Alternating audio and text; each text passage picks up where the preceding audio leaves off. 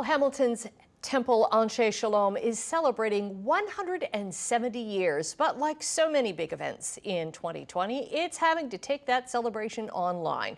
Rabbi Jordan Cohen joins us now with more. Good morning. So Good you morning. were, for this celebration, you were just within days' reach of actually celebrating in person in March.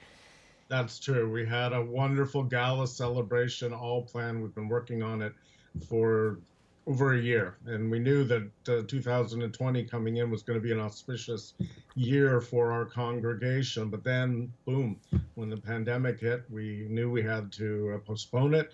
We just decided on a date in October with the hopes that we'd be able to gather together and celebrate at that time. But as we got closer to October, we knew that wasn't going to happen either. And so the decision was made at that time to take the entire event online. And you're doing that on October the 4th. What's the virtual gala going to look like?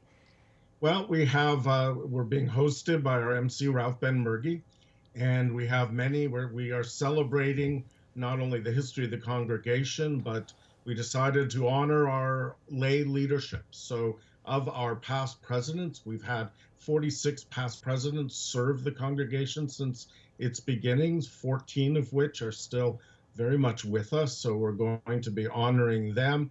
There will be some history. There will be some videos presented. We have some live music that will be streamed from the synagogue, as well as just a celebration of our Rabbi Emeritus, Rabbi Bernard Baskin, who one of the reasons we originally wanted to do it in March was that was his 100th birthday.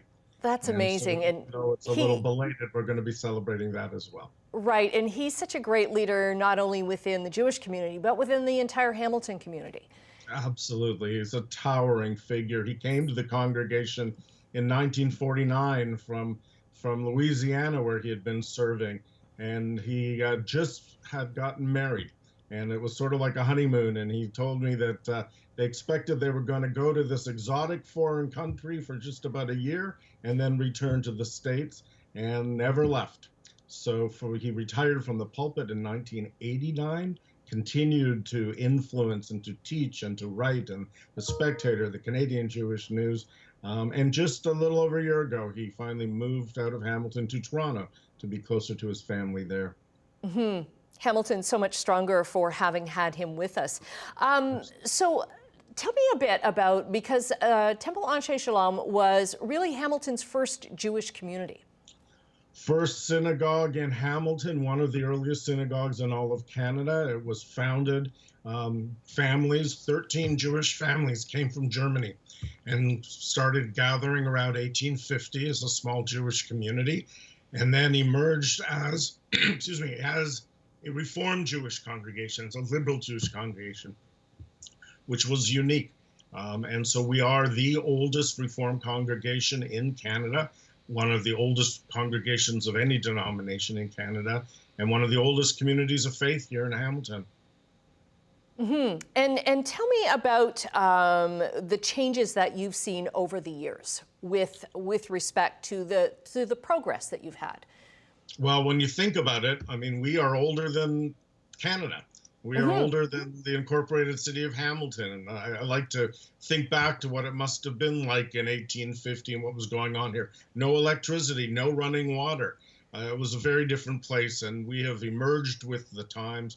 We've had some towering figures that have served as the lay leaders and the rabbis of the community, and also many advances in Jewish life came out of our congregation. Edmund Scheuer, one of our earliest presidents, founded the first Jewish school in Canada at Anshe Sholom. We've hired one of the first women to serve as part of our clergy staff as a cantorial soloist, Ruth Slater, and we have been served by almost exclusively by women in that position ever since, for 40 years. Right. Rabbi, unfortunately, we have run out of time. I could speak with you for hours, though. Thank you for joining us today. Good luck with your virtual celebration on October the 4th. That's Rabbi Jordan Cohen.